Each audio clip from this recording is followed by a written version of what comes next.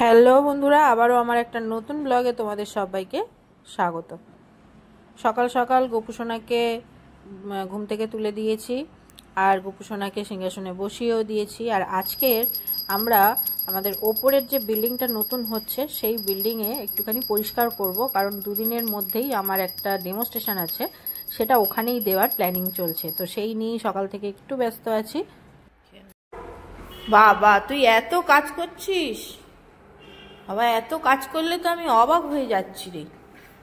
এ ধুলো এক্ষুনি আমার শুরু হয়ে যাবে। খুব ভালো হয়েছে, পরিষ্কার হয়ে গেছে। মিমো কত কাজ করছে দেখো, বাবা সব চেয়ারগুলো মুছছে। উফ, কত কষ্ট হচ্ছে গো। বেশ করেছি। আর আমাদের এখানে শুটের ব্যাকগ্রাউন্ড রেডি হয়েছে এইটা, আর এখানে আমি ডেমো দেব, সেইটাও রেডি হয়েছে। পরে সবটা দেখাচ্ছি তোমাদের।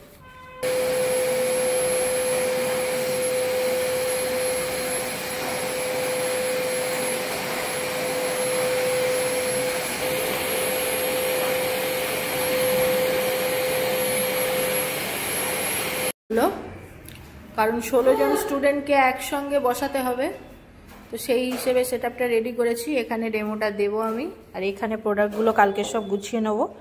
আর বাদবাকি এদিকে তো এখন সব তার ফার এটা ওটা সেটা পড়ে আছে, সেটাকে একটা সাইড করে রাখা আছে। ওই দিকটা ক্লিন করিনি, বাট এই দিকটা পুরোটা ক্লিন হয়ে গেছে। ডেমোর জন্য এই সেটআপ, আর নেক্সট দিন ওরা প্র্যাকটিস করবে যখন, তখনও এখানেই করাবো, যেহেতু এখানে বড় প্লেস। তো এতজনকে একসঙ্গে না করালে ওখানে আমাকে নিচের একাডেমিতে 2 দিন ধরে করাতে হবে, তো সেই হিসেবে একদিনে যাতে হয়, তো এখানেই করাবো। Thank you. Thank you. দুজনে মিলে খুব হেল্প করলো আজকের আমার, সেই জন্য পুরো ব্যাপারটা হয়েও গেল, নাহলে 1 মাস লেগে যেত। হ্যাঁ, এই হচ্ছে ফুল সেটআপ। ক্লিন করে এসে তারপরে স্নান আবার করেছিলাম, কারণ ধুলো ঘাঁটা হয়ে গেছিলো। তারপরে একটু টেনে ঘুমিয়ে নিয়েছি। আর এখন সন্ধে হয়ে গেছে। গোপুসোনাকে সন্ধেবেলা সন্ধে দিয়ে দিয়েছি, খেতেও দিয়ে দিয়েছি। এখন যাব একটু আমতলাতে, তো বেরিয়ে পড়েছি। আমি একাই যাব। চম্পার জন্য একটা শাড়ি নেওয়ার আছে, তো ওই জন্যে রুদ্রাণী কালেকশানে পূজার কাছেই যাব। যদিও ওকে ফোন করিনি, ও শপে থাকবে কিনা জানি না, কিন্তু যদি খোলা না পাই তখন আবার অন্য কোথাও যেতে হবে। তোমরা অনেকেই আমাকে জিজ্ঞেস করেছিলে যে রুদ্রাণী কালেকশনটা ঠিক কোথায়, তো আজকের ওই জন্যে আমি একদম বিশালে ঢোকার আগে থেকেই ভিডিওটা অন করেছি, আর সম্পূর্ণটাই তোমাদেরকে দেখাবো যাতে তোমাদের বুঝতে সুবিধা হয়। দেখো, আমি বিশালে ঢুকছি। একদম সোজা চলে যাওয়ার পরে একদিকটা চলে যাচ্ছে বিশালের দিকে, আর বিশালের দিকে যেটা যাচ্ছে ওই দিকটায় যাব না, ওই দিক দিয়েও যাওয়াও যায়, বাট আমি যে দিক দিয়ে যাই আমি সেটাই তোমাদেরকে দেখাচ্ছি। এই দেখো, যেখান থেকে সাইকেলটা চলে গেল ওইটা তো বিশালের দিকে চলে গেল, আর আমি যাব এই সাইডটায়। এই যে দেখতে পাচ্ছ, এই দিকের এই সিঁড়িটা দিয়ে উঠব, সোজা উঠে একদম স্ট্রেট যাব। সোজা কিছুটা হেঁটে, সিঁড়ি দিয়ে উঠে সোজা কিছুটা হেঁটে যাওয়ার পরে যেখানে দুদিকে দুটো, মানে ডান দিকে একটা বাঁ দিকে একটা রাস্তা ঘুরে গেছে, তো সেইখান থেকে আমাদের বাঁ দিকের রাস্তাটা নিতে হবে। তো আমি যাচ্ছি, তোমরা দেখতে থাকো। বাঁ দিক নেব, নিয়েই সঙ্গে সঙ্গে আমরা দেখতে পাবো আর একটা স্ট্রেট রাস্তা।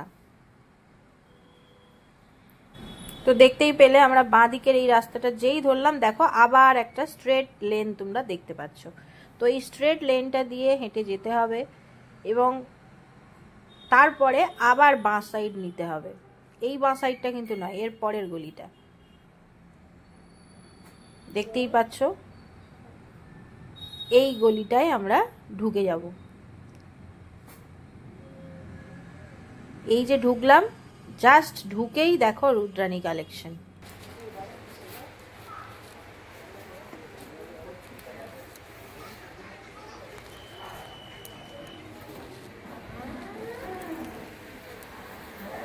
হ্যাঁ গো, তুমি ভালো আছো?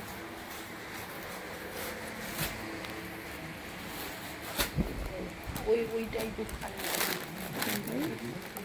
কোনগুলো? ওই গ্লাস হ্যাঁ আমি নিয়ে যাচ্ছি সব। শাড়িগুলো কি ভালো লাগছে। কিনতে গেছিলাম একটাই শাড়ি, বাট হয়ে গেছে 3টে শাড়ি। এর মধ্যে 2টো আমার, একটা আমার নয়। তো এই শাড়িটা কিছুদিন আগে আমি একটা ব্ল্যাক শাড়ি পরেছিলাম, তোমরা অনেকেই জিজ্ঞেস করছিলে শাড়িটা কোথা থেকে নেওয়া। তো এই রুদ্রাণী কালেকশন থেকেই নেওয়া। আর এই গোল্ডেন কালারের শাড়িটা, এইটা আমি ওদেরকে বলে রেখেছিলাম, তো এরম টাইপের পেয়েছি, তাই ও দেখালো আর পছন্দ হয়ে গেল, নিয়ে নিলাম। আর তারপরে চলে গেছিলাম বিশালে, টুকটাক কিছু জিনিসপত্র নেওয়ার ছিল। মানে মিমো কদিন ধরেই খুব বলছিল আইসক্রিমের ব্যাপারটা, তো ওই জন্য আইসক্রিমের জন্য একটা ওই আইসক্রিম মোল্ড যেটা হয় সেরকম নিয়েছি। আরও কিছু চুটুর পুটুর জিনিসপত্র কেনাকাটা হয়েছে বিশালে। একা যেহেতু ছিলাম তো সেই মতন ঠিকঠাক করে ব্লগ করতে একটু অসুবিধাই হচ্ছিল। তো যাই হোক, চলো বেরিয়ে গেছি, এবারে চলে যাব টানা বাড়ি।